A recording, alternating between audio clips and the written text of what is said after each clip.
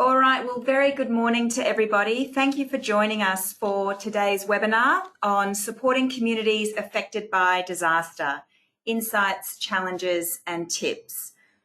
My name's Monica Taylor and I'm leading the Disaster Resilience and Capacity Building project here at Community Legal Centres Queensland. And to start today, I'd like to first acknowledge the traditional owners of the land on which we're holding today's webinar. We're here in Meanjin in Brisbane and the traditional owners of the Turrbal and Yagara peoples. And I'd like to pay my respect to their elders, past, present and future leaders, and acknowledge that these are stolen lands and that sovereignty was never ceded. As this webinar is being viewed by people right across Queensland and Australia, Community Legal Centres Queensland also pays respect to the traditional owners throughout the country, and we extend a very warm welcome to any First Nations people listening today.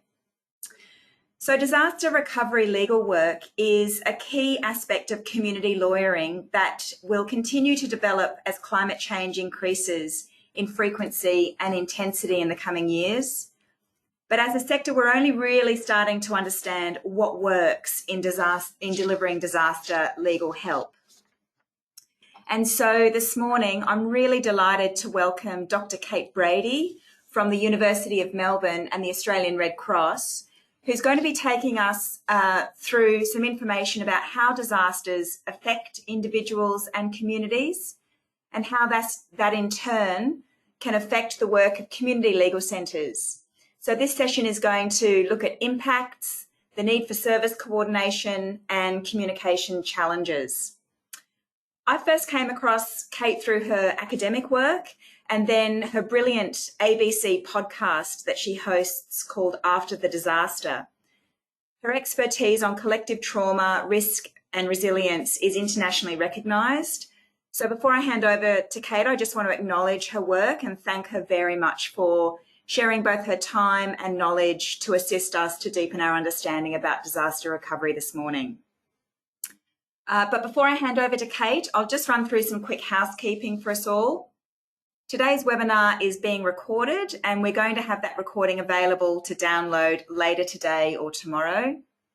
The PowerPoints and other materials have been placed in the handout section on GoToWebinar and they're also on our website. And you'll receive a copy of them after the session as well. We encourage everybody to ask questions and you can simply type your question into the question box on the control panel and I'll read your question out to Kate and we'll hold questions until the end of the presentation, but feel free to type them in as you think of them. Okay, so I'm now going to hand over to Kate and I'll be back at the end of the session.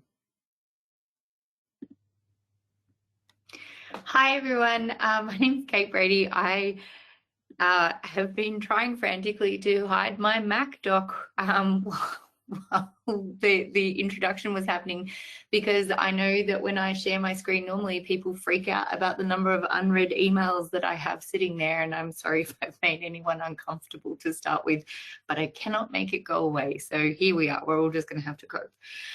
Thank you for that introduction. I'm coming to you from the lands of the Bunurong people, so down in southeast Melbourne, and I'd like to pay my respects to the custodians of this land and welcome particularly other First Nations people that we have on the line today. What we're going to talk about today is really just some basic background about disaster recovery, some of the things that we know about the impacts of disasters, irrespective of the hazards, and hopefully give you a chance to ask some questions at the end of this. The work that you do is critically important to so many people who experience disasters, and we'll touch very briefly on some of the elements that your roles might come into it, but I don't want to pretend to know better than you around the type of work that you're doing. So I just want to touch on that very briefly, but sort of talk about what's happening to people as a whole. What do we see a lot of the compounding cascading impacts that disasters bring that the people you're working with will have to be managing. So if we start, as Monica said, we know that the frequency and severity of disasters is increasing. So this is not news to any of us. There has been information available to us predicting this for sort of more than 50 years now, and we are seeing the beginning of it, basically. So this is a trend that is expected to increase dramatically over the next couple of decades. And what we're seeing now is, I suppose, just a taster of it. When we're affected by disasters, they affect every single part of our lives. So we have a tendency as either agencies or researchers, depending on what hat you've got on at any given time, practitioners of different organisations, where we just tend to focus on a singular aspect of disaster impact. So whether it's that we're assessing a particular type of impact, whether we're supporting people on a particular type of impact, whether we're providing a service that is sort of quite narrow and defined. But for disaster affected people, they don't have the luxury of looking at this piece by piece. And what we really see is that the impacts of disasters, they feed on each other. They're intricately linked. They compound each other and they affect each other. So while a service may only support one aspect of a disaster, or assess one impact of a disaster, for the people who are experiencing it, all of it come together and it all sort of squishes on top of each other. So let's have a look at some of those impacts for the people who are at the centre of it. So the first thing that we know is that the impacts of disasters can change our relationships. They can have profound impacts on our relationships. In some cases, this can be a really positive experience. So some people describe disasters and going through large-scale traumatic events as being something that sort of really provides a lot of clarity for them. It scraps out a lot of sort of excess fluff that is in their life, and it helps them focus on the things that are really important to them, and a lot of the times that's relationships. For other people, we know, though, it puts incredible strain on relationships in households and in broader communities. We know that people who have been affected by disasters sometimes feel like they're quite isolated from other people who haven't been affected by disasters, you know, feeling like that maybe they don't understand. We know that there are tensions within communities as the impacts become more and more difficult over time. And we also know that things like family violence quite dramatically increase after disasters. And this has been an area of work that over the last 10 years, there has been an increasing amount of data captured on this.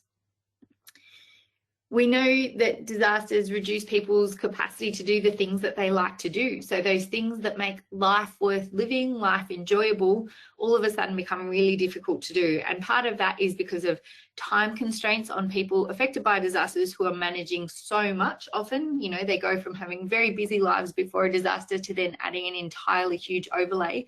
But there's also some really pragmatic reasons that people's leisure and pleasure time might be stripped, and that might be that the facilities are no longer available, for example. We see in some locations, for example, temporary housing sort of villages often placed on things like football fields or cricket pitches, meaning that no one in the community can any longer play football or cricket. You know, these sort of things, that community halls that are used for recovery centres can no longer be used for bridge games and dancing lessons and gatherings of different types of groups. So there's a real impact on our social lives here.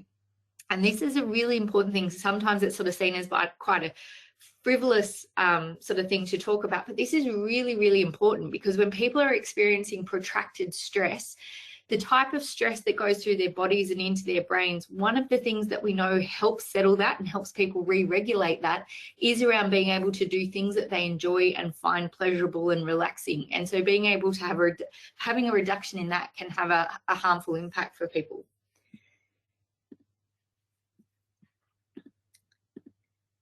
We know that all of this is happening at both an individual and a community level. So we know that there are community level impacts as well as individual level impacts, and that has a real interplay on each other. There's a lot of research now coming out around the collective and community level impacts of disasters. And this is work that sort of started in the 1970s in the United States, this idea that disasters have a community or a collective element to it, but increasingly we're getting better understandings of how those community level impacts impact on individuals and vice versa. So how the individual impacts affect how communities function. We know there are huge amounts of health impacts after disasters. So this is both physical health and mental health and the interplay between the two of them.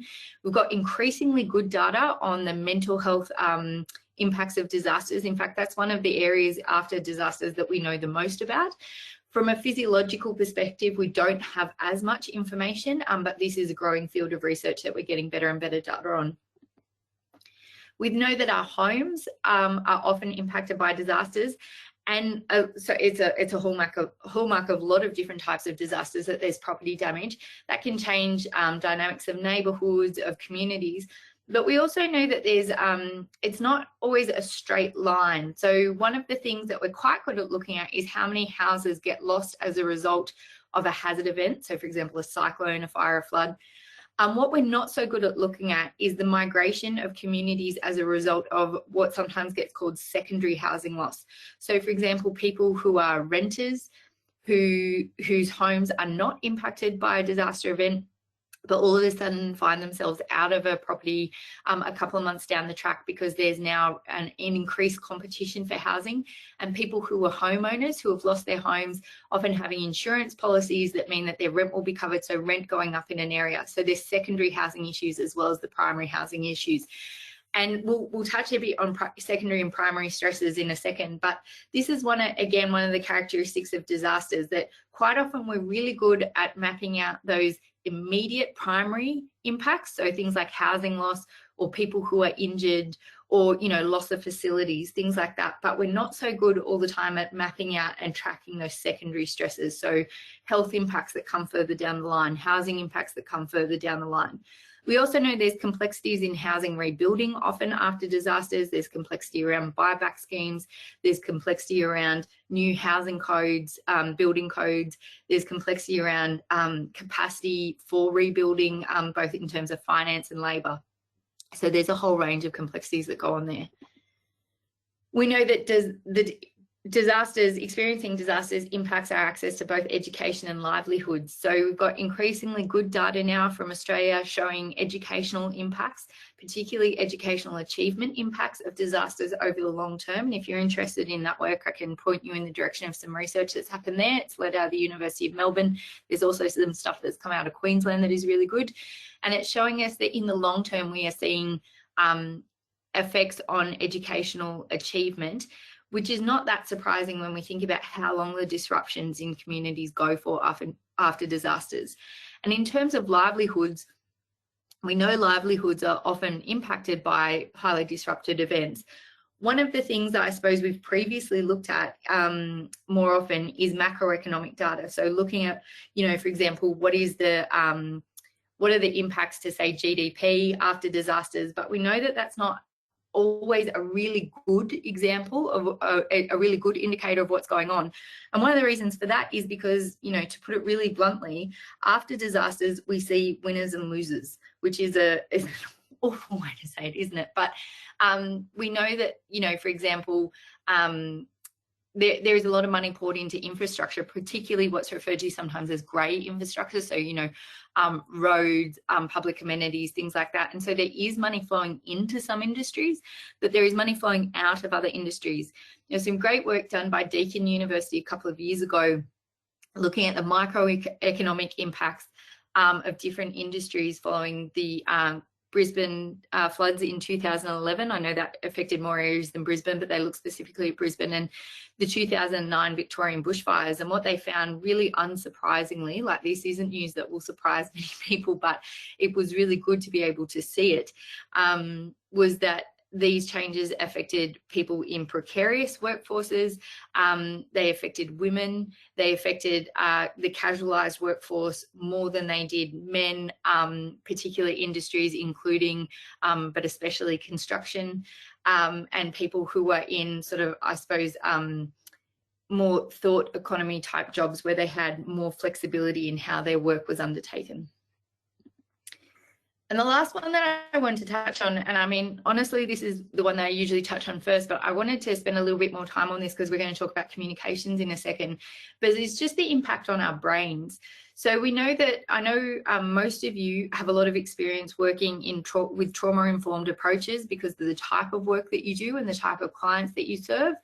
One of the things that we see after disasters is that there are periods of both acute stress and protracted stress, it's not a straight line. People go into acute stress, you know, for example, during the hazard event, they might come out of it and then go back into it because of other types of threats that the disaster throws up. And those threats might no longer be hazards. They might be, for example, housing loss or housing precarity. They might be being concerned about their children. They might be, you know, losing their jobs, things like that. So there are different things that come into play there. And when we're talking, and that protracted stress in the case of disaster recovery can last years. So usually this is the function in our brain that is really helpful for short periods of time, but not very helpful for really long periods of time. And that's what we see after disasters. And this really dramatically affects our ability to communicate. And that's one of the things that I wanted to touch on briefly with you. Many of you will know what it's like working with people who are experiencing high levels of distress, but also people who are in chronic states of stress. It means that they're going to find it really difficult to, for example, retain information. So our memory function is going to be compromised. You're going to find it difficult to take in written information because that's one of the functions in our brain that doesn't work as well when we're under really high levels of stress. Finding it hard to link big picture information together. And not only is this going to affect the clients that you work with, and so it's going to adjust how you have to communicate with people. If you're putting out information into the community, so public information into the community, it's going to affect that, but it's also going to probably affect you. So many people in our workforces that provide these crucial services after disasters are also disaster affected themselves. And so we really need to think about what that's going to mean for our ability to communicate in these post-disaster settings. This is an image here, this sort of the roller coaster image, if you like, that is really commonly used. It's like a ridiculous oversimplification of what happens, but sometimes it's still useful to look at because we can see there are different stages that people go through. This is, if you're interested in the fancy term for it is prototypical psychological recovery trajectories, but this represents one recovery trajectory, the most common recovery trajectory, which is sometimes called the resilient recovery trajectory. It's a hugely, as I say, oversimplified model, but what we can see here is there are these different stages, and often in these first couple of weeks, we actually see a real surge in mood and people coming together, like this real intense feeling of altruism, of hyper-connectedness, of we're all in this together, we're all going to get through this together. This is the time of great political speeches, of extreme examples of spontaneous volunteering, people really throwing everything that they have at it, people being incredibly kind to each other often, really trying to help each other. I mean, don't get me wrong, divisions can happen in this time, but it's really a sense of like everyone is in this together. We are doing this together. No one is going to be left behind. And this sort of starts to slide pretty quickly. And we start seeing disappointment. We start seeing anger and frustration. The bureaucratic processes that come into this are huge, absolutely huge. And sometimes I describe it to people. I do an activity with people sometimes where I ask them to write down every single service interaction that they've had in the last 5 years as far as they can remember. So passports, electricity, gas, driver's license, school enrollments, birth certificates, anything to do with Centrelink, anything to do with Medicare, anything to do with real estate agents, anything that you can think of, try and sort of list it. And these are horrible things usually to have to deal with at the best of times. But when we are in a disaster, often we have to deal with all of these things all at the same time. So in a really compressed time frame, as well as additional red tape, grant applications, registration processes, information sessions to find out when and where you can and can't rebuild, what's going to happen in different locations. There's huge amounts of things going on, and it's really common, to see incredibly high levels of exhaustion and disillusionment during this period of time. And we start seeing a real fracturing within communities often. So there's real divisions between haves and have-nots, and they can be anything.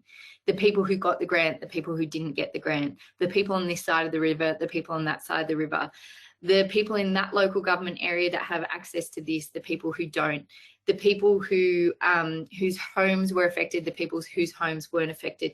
There's a really long list of how those divisions can occur. And we know that one of the most tricky parts about that is that fracturing of connection is some of the stuff that sort of stymies some of those natural recovery processes. So many of those fragmentations come from external prompts. So these are things like in the service sector where we say group A gets this, group B does not get this. So they're manufactured divisions, if you like, sometimes. But the positive side of all this, I know I'm sort of speaking about some really awful things, is that we know most people do recover well at the end of things. It takes a really, really long time. It's an incredibly bumpy road. It's not a pleasant experience, but we know most people over the long term recover well. The significant majority of people do consider that they have recovered well. This model, though, as I say, is no oversimplification, probably looks more something like that. But in reality, this is a single disaster model that we're looking at. And the reality for most people now is that they will experience multiple disasters in short periods of time. So, you know, if we think about, say, 2019, experiencing a drought, then a bushfire, then COVID, then a flood, you know, so things really compounding on top of each other and it not being sort of this linear stepped approach to things. When we look at the impacts of disasters, as I say, there's a couple of things that we need to think about. We need to think about those initial impacts, those things that we can map really clearly. X number of people have lost their homes, X number of people have been injured, X number of people have been killed, X number of people are going to lose their jobs. So these quite sort of direct impacts. But then we need to look at what those secondary stresses are for people. So how do they compound on each other? I remember talking to a gentleman a couple of years ago who told me that the biggest problem about the disaster was his legs. He had really, really bad legs now. And I didn't really understand what he was talking about until he had sort of told me his whole story. And what he'd been in social housing and had a job that required him to be on his feet, a casual job that required him to be on his feet, and had diabetes that had been managed really very well and very proactively by a great GP in his area. After the disaster, the bottom part of his building was really heavily impacted and most people had to move out while the while the repairs were taking place. But because there was such a demand for building services in so many areas that had been impacted, it was going to take longer than normal. And he was rehomed into another building that required him to walk upstairs. Now, the worst impact of that disaster for him was that the GP got flooded and decided not to rebuild, decided not to come back to the community. The GP decided to retire early, sort of being prompted, couldn't face sort of setting up again, couldn't face trying to find more office space, more clinic space. And so the GP finished up. And he really, really struggled to find another GP who A, bulk billed, but B, could spend the time with him to understand the impacts of his diabetes and help him manage it really well, as this last GP had. And as a result, his diabetes really flared up. He had a lot of problems with his legs as a result of the diabetes and had to leave his work because he could no longer work because of the impacts of his legs. And then had this challenge of him now being up a set of stairs that he had to walk up. And so some days not wanting to come out of his apartment because he felt like the pain of getting back up them was going to be too dramatic. And so I think if we looked at a preliminary disaster assessment, we wouldn't see many impacts to this person. We might say that, okay, there might be some housing issues as a result of his building needing to be repaired, but that will be temporary and we won't look at anything else there. But if we see those flow-on effects from the related healthcare, the impacts that that has on his job, the impacts that has on his housing, the impacts that has on his social life, his mental health, his ability to interact with other services, we can see these secondary stresses get quite tangled. And we see these in lots of different circumstances. That's just one story. You know, for example, people who are in the process of divorcing and going through custody arrangements, and all of a sudden they're not being access to housing that is close to each other, and that presenting huge problems. You know, people who are in transition points in their life anyway and it becoming really difficult, these processes. People who are going quite well but sort of secondary, tertiary knock-on effects really having impacts to them financially and things. So we can see that these effects become quite tangled. And one of the reasons that it's really important to pay attention to this is because one of the things that we really often do straight after disasters is we decide who are our services going to be eligible for, and we try and draw a map around the most affected people, or the people who it's most important to serve their impacts. But a lot of the time, we're not going to know what those impacts are for a really long time until these secondary impacts sort of combine and sort of that complexity presents. So I'd really encourage as much as possible for you to keep really, really broad terms around what the term affected means. One of the other things that we know about disasters is the effects are felt unequally. And this won't be a surprise to most of you. One of the things, there's basically hundreds and thousands of different reasons that the effects are felt unequally. But if we break them into 3 categories, we can look at before, during, and after. What's going on for people before, during, and after, to get an understanding of why these inequities might be felt after disasters. So before, we can look at things at both an individual and a systemic level. Individually, we've all had periods in our life where we've been going better than we have been at other times. You know, maybe we're in one of those really amazing spaces in our life where things are just working, our relationships are going well, our education or our work is going really well, we're feeling really healthy, we've got a good social life, we're really enjoying things at the moment, things are going quite well, and then something happens. Well, we were in a pretty good position to start with, and so that's going to help boost us. That's going to be a protective factor. But all of us have also had experiences where as individuals we have been going through really rough times. Maybe we've been bereaved, maybe we've been divorced, maybe we have experienced extreme financial stress, maybe we have been injured or ill, and these sort of things are really going to have an impact on how robust we're feeling going into a massive disruption.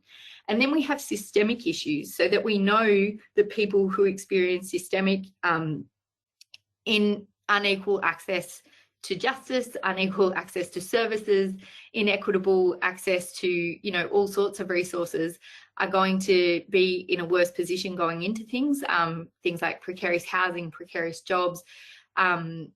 You all know this stuff far better than I do, but we also know that there is discrimination that people experience before disasters, and that's going to set them up to be in a harder position to be able to access services and support during and after a disaster. During a disaster, we know that people experience disaster events really along a really broad spectrum of impacts. At one end, we have people who a disaster is merely an inconvenience. It's something that's a bit annoying for a couple of days. It's something that you might have to be worried about for a few days, but then very quickly life goes back to normal, or as normal as possible. For other people, this will be the devastating moment in their life. It will be the cleave that separates their life into before and after. It will be the most profound event that has happened in their lives. And then we've got people that sit anywhere in between on that spectrum. We know that some risk factors for people will be things like thinking that they were going to die, whether or not they actually were going to die, incredibly thinking that they were going to die, thinking that a loved one was dead, having a loss of agency or control during a disaster event. It being a short onset event, a quick onset event can be more shocking. Acts of malevolence can be more shocking. So we know that there are a huge level of range of experiences for people during disaster events. And then after disaster events, we have some people who the impacts may have been really terrible, but they have really good access to support and resources after a disaster. And that's going to be a protective factor. We know that for other people, they might not have had as bad an experience during a disaster event, but their access to support after a disaster is horrible. And it's a really destructive experience for them. So the reason that I sort of look at these things is I think about it sometimes like one of those old-fashioned pokie machines, you know, that sort of had the 3 barrels and you pull the arms down, not the ones now that have like the buttons and millions of things flashing on the screen. And if you think about this as being, you could pull that if there's thousands of things that could affect you before a disaster, thousands of things that could affect you during a disaster, and thousands of things that could affect you after a disaster, and you pull that handle, you'll get some combination of it. And this is sort of the breadth of experience that we're going to be dealing with. So there's no sort of prototypical, path that we can map for people, because all of these things will come into play. We need to be really, really mindful, though, of the role that our services have on these things. So what is people's experiences of our service before a disaster event? What is their experience of support during an event, or if it's relevant? And what is their experience of our service after an event? So how are we contributing to this positively rather than negatively? One of the other things that we know about disasters is they take an incredibly long time to recover from. And it's one of these things, unfortunately, that's basically like if we pick a number, we need to double, triple, quadruple it. And this is, again, in not even taking into full account the context that people will be recovering from multiple disasters, like in likely scenarios now and into the future. So this came from a longitudinal study that was led out of the University of Melbourne. There are multiple universities and lots of different agencies involved in this study. So it's called if you're interested in it, called the Beyond Bushfires Study, and it looked at communities impacted by the 2009 Victorian bushfires at 3, 5 and 10 years after those disaster events. And this just comes from the perceptions of recovery at 10 years. So this study was split into low impact, medium impact and high impact communities. But we can see here in the high impact communities that there's still a significant minority of people who still don't feel mostly or fully recovered at this point at 10 years down the track. But one of the interesting things that we see fairly consistently when we ask people to compare their own personal experiences to the experiences of their community is most people feel like they are going better than the other people in their communities. This is something that we're doing a bit more work on now after the 2019-2020 bushfires. We're focusing in Victoria at the moment. But it's one of the interesting things that we think that might be a protective factor for people from a mental health perspective, that even though they're struggling, when they compare themselves to other people in their communities, they go, okay, I'm doing okay compared to this. So these social comparisons at a time where other normal social comparison points have been taken out by a disaster can be really important for people, and we think it might be a protective factor. But you can see here that even in the low to medium impact communities, people feeling like their communities still aren't fully recovered from these events at the 10-year point. The next point I want to make around that is that multiple disasters are harder to recover from. So we've had this, I think it still persists actually, this sort of myth, I suppose, that people who are exposed to multiple disasters, it's sort of like a mathematical equation that sometimes comes out, person times X number of disasters equals more resilient. Now, in some cases, that will be true because people will be able to prepare better for disasters. They'll feel like they know what to do in how to manage disasters, and they might have a good understanding of the process that happens after. But at some point, it's not that helpful anymore. One of the analogies we were talking about when we were looking at some of this research a little while ago is if we took this down to an individual level, if you had, for example, let's say a professional athlete, like a basketball player or something like that. If you have a basketball player who breaks their ankle once, it's going to be a tricky recovery. But no one would say if that basketball player over 10, 20 years breaks their ankle 20 times is going to be more resilient as a result of multiple breaks of that ankle. What they are probably better at doing is knowing how to stretch it. They're probably better at knowing how to strap it. They're probably better at knowing what the rehab services will look like. And they're probably better at knowing what works for them, what doesn't work for them. But it doesn't mean that the ankle is stronger. And I don't know if that analogy makes sense to you. It seems to be very helpful for some people and not for other people. But we have a colleague, Claire Leppold at the University of Melbourne, who's been doing a lot of work on the impacts of multiple disasters. It is definitely a growing field, but globally it's not something that we know very much on when we compare it to the impacts of single disasters. She did a meta-analysis, I think 2 years ago, looking at all the things that we know about multiple disasters. And while there isn't certainty on the findings yet, there are indications that it's probably puts people at a higher risk factor for both physical and mental health challenges after disasters. And so it's one of these things, that these narratives that we really need to challenge, that just because someone has been through a disaster, they'll automatically find the next one easier.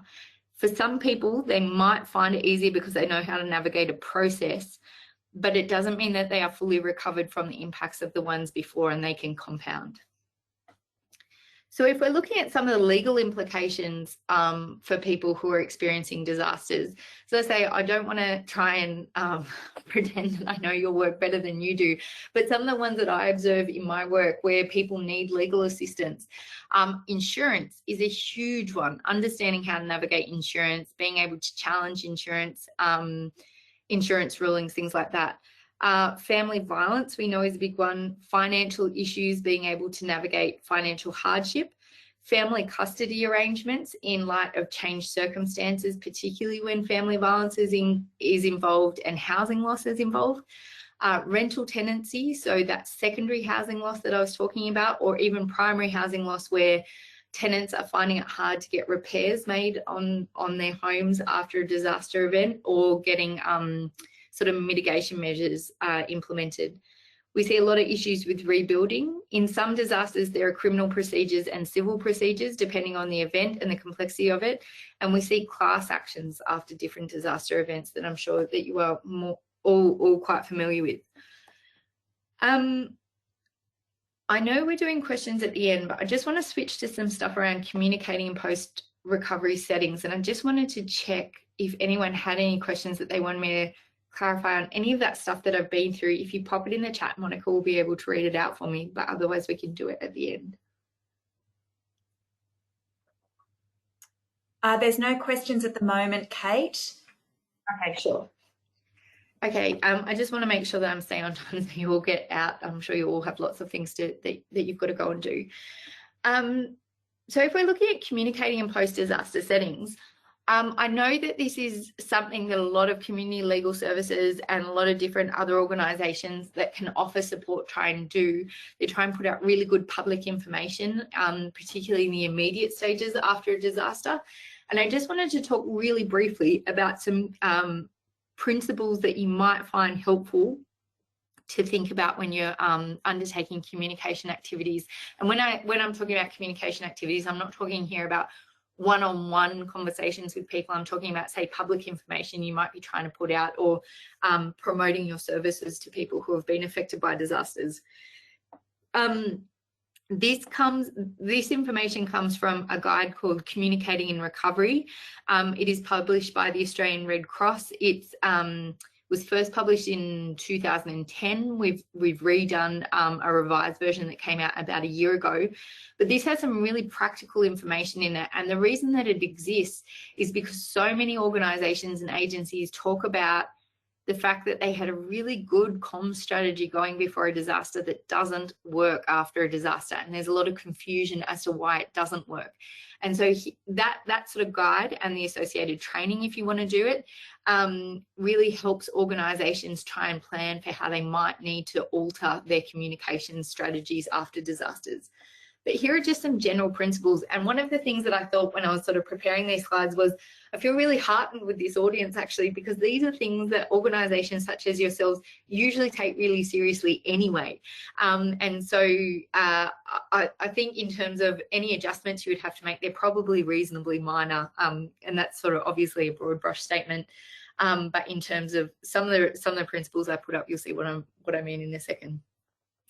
The first principle is it's around public information, not around public relations. And part of this is because it's just good practice, but part of it is also because when people are going through these really intense cognitive challenges that they have around being able to retain information and being able to access support at a time when they are under high levels of stress, it's really important that we're just cutting straight to the chase of information that people are going to know, rather than talking about our role in it, how good we are, all the things that we've done. And it can be really tempting for organisations to try and sort of plug what a great job they're doing. That's not helpful for people at the time. People who are affected by disasters need to know what they can access, when, how, those sort of things. Respecting people, so making sure that we're coming from a place where we are seeing disaster affected people as people who deserve information, deserve respect, and as I say, I think this is something that your organisations do really well, so it's probably less of an issue for organisations such as yourselves. Same with the right to know. I would say that that's something that legal services usually are very good at.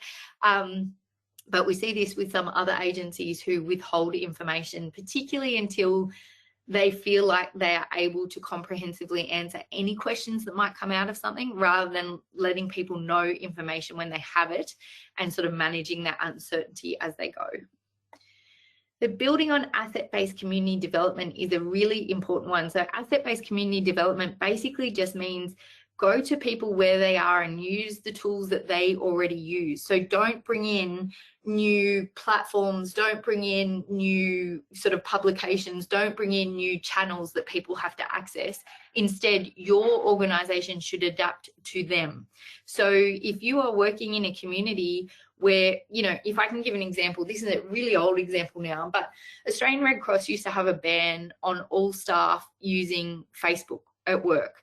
And they had sort of a fairly blanket ban on this for a whole host of reasons that had to do with both IT and from a fear of litigation. The reality is it meant that we just couldn't communicate. A lot of staff couldn't communicate with communities in the way that they had said that they wanted to be communicated with. We want you to put your information in our community's Facebook page, or we want you to respond to questions via this, or I want to be able to ask questions via this, or we want to be able to access maps and things via this way. And so what it really did was put staff in this really uncomfortable position of they either had to not communicate with communities in the way that they had asked to be communicated with using those community-based assets, or they had to ask forgiveness rather than permission and set up, you know, sort of personal accounts and things like that. And it's a really uncomfortable position to put staff into. A lot of the times organizations will approach communication saying, well, we've got our website, so we're just going to put the information on our website and people can come to our website if they want it. Or we've got this form, and if people want this information, they just have to fill in this form, and it's our form and it fits in with our processes. And what asset-based community development is about is saying, no, you find out the process that the people in the communities that you're serving are using, and you adapt to that, even if it means you have to adapt to multiple different processes. And it's a really important way of making sure communications gets through and not shifting that burden onto disaster affected people. We really need to make sure we're repeating information. So that is because there is so much information out there after disasters, but it's also really important because people, when they're under that cognitive stress, are going to find it hard to retain information. So we're going to have to make sure we repeat it often. And the number of times I work with organizations who experience this extreme frustration because they're trying so hard to get information out there, and then I'll have someone bail them up and say, why didn't you tell me any of that? I really needed that information. I couldn't get it. And they're like, I've put it out, you know, 60 different ways on 60 different platforms. And that person says, well, I didn't see it, or I didn't see it at the time I needed it. It can be a really frustrating thing, but we need to repeat it over and over and over again and in lots of different formats. We need to ask communities how they want to receive information. So rather than assuming we know how communities want to receive information, we need to ask them, and we need to keep on checking in. The way that people want to receive information in that first week or first month might be really different to a year on, and we need to constantly check in and adapt the way that we approach things. We need to acknowledge the impact. And so that's things like acknowledging that people are in different places at different times. That might be physically or it might be metaphorically. You know, some people have to leave communities and some people will be at different points where they can take in information. We need to do things that don't create additional divisions for people. So acknowledging the impact of that broad range of impacts that people experience. We need to be able to acknowledge the impact that it's going to have on people cognitively. We're going to have to acknowledge the impact that it has on people pragmatically. For example, if we're putting all our information online, but all of a sudden people don't have access to computers and they don't have access to the internet and they can't travel to places in the ways that they usually did, how are we going to adapt for that? We need to remember the unaffected, and I'd say that quote unquote. So the stories I was talking about in that secondary impacts, we need to remember that many people will be affected in indirect ways. And we need to really think about that when we're thinking about how our service is going to provide support. So are we going to be open? Are we going to have a really broad approach to unaffected, or are we going to be really quite narrow and discreet in our focus on who we're going to offer support to? Oh, sorry, that is the last one on that one. Sorry, I thought there was another one. There we go. But I just wanted to say that there is help available for people doing this. So one of the things that we often find is that most people who work in disaster recovery don't consider themselves to be disaster recovery workers at all. And that is because of the huge range of services and supports that need to happen. Engineers very rarely think of themselves as recovery workers, but are often doing recovery work. Doctors very often would not consider themselves as being recovery workers, but provide crucial support. And services such as yours quite often don't see themselves as being disaster recovery services, but provide crucial services in recovery for people. And so I just wanted to say that there is help available to you to basically, and the way that we would approach this normally is to say, you're the experts in your job, you're the experts with your client base, you're the experts in your communities. You might just need some help with the disaster overlay. So what is that going to mean for your role? So there's different types of training available. So for example, communicating in recovery is a training that's available, recovery basics is available, and support for supporters is available through the Australian Red Cross, and I can put you in contact with them if you're interested. The Australian Institute of Disaster Resilience, or AIDA, has a really comprehensive webinar series now looking at a huge range of issues that might be of particular interest. So for example, Indigenous perspectives on disaster recovery, migrant perspectives on disaster recovery, impacts to children, special considerations that might be required for people with disabilities after disasters. There's a whole range of webinars with really, really great speakers on that. And at the University of Melbourne, we've also got a Foundations in Disaster Recovery short course in case that's of interest to any of you. So I'm going to finish up there, and I'm just going to give you an opportunity to ask any questions that you might have. We can follow your normal rules, sticking to asset-based community development. So however you usually run these seminars, and I'm happy to do my very best to answer any questions you might have. Thank you so much, Kate. That was brilliant and such a useful reservoir of information that we can directly apply in our learnings for community legal centres. There are no questions posted at the moment, but I'd encourage anybody who has questions to pop them in the chat. And while that's happening, I just wanted to ask you, I know that all of your focus really and expertise lies in recovery, but thinking about the sort of the whole cycle of disasters, wondering whether you have any insights about what sort of preparation and preparedness activities do you think are really useful in mitigating that really long recovery process? Do you have any? I know that's a really big question and it's tangential somewhat. No, it's not tangential, it's fine. It's all connected. So there's a couple of things that I would say. The first thing is that a lot of preparedness activity is related to the first 24 or 48 hours or 72 hours of a disaster. Most preparedness information that's out there is really around how to survive the hazard. So how to board up your house, how to clean your gutters, how to get a go pack, all of those things. And those things are really, really, really important, but they don't speak to that longer term impacts. So being able to encourage preparedness activities that support that. So for example, having a will is going to be really important in some circumstances. Understanding your insurance, having copies of documents that are going to be, you know, available to you online. One of the things that I find really interesting is that most people, when they're making those immediate recovery plans, plan on the basis that they and their family will be together at the time, where, I don't know, for my family at least, we are very rarely all in the same spot unless it's overnight. But we know a big risk factor for people experiencing trauma is not knowing where their loved ones are during a disaster. So being able to have plans for what are you going to do if you don't have any telecommunications access? Like, what is the plan if you're at work, your kids are at school, you know, your partner's somewhere else, whatever? What is the plan? if you can't get in contact with each other. So those sort of things in the immediate setting. For the longer term thing, really around having good social connections. We know that social capital is one of the most important predictors of how people recover, and that will be around how basically who are your people that are around you. So many of us have lots of really complex networks of relationships that extend beyond our geographic scope, but during a disaster, people who are around you are going to be really important too. The other thing that I would say on this is so much of the focus of agencies is usually on getting their clients ready or helping their clients to prepare.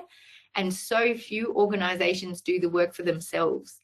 Are your staff and volunteers, do they all have a plan? Are they going to turn up? What are you going to do if you don't have an office? Are you going to be able to sustain that for a long period of time? How are you going to support people over that long period of time if your staff are personally impacted? The Victorian Council of Social Services did a survey probably about 8 or 9 years ago, I think, of community-based organisations, and basically identified that around a third of them wouldn't be able to reopen ever again if they were affected by a disaster. So what is your organisation's capacity for this? I think so much of it we project outwardly to our clients, but don't look at what are our own plans, both as individuals and as organisations. Thank you so much, Kate. That is terrific, because there was a question posed in the chat precisely on the issue of staff. And there's another question that relates to organisational support for staff, and it is about the fact that some organisations have paid disaster leave. But are there other suggestions that employers may consider in being able to support their workforce? Yeah, absolutely. So there's a couple of things to think about in that. One is just generally the workload increases and the environment becomes more complex. But two, that often staff will be personally impacted by disasters in the communities that they're working in.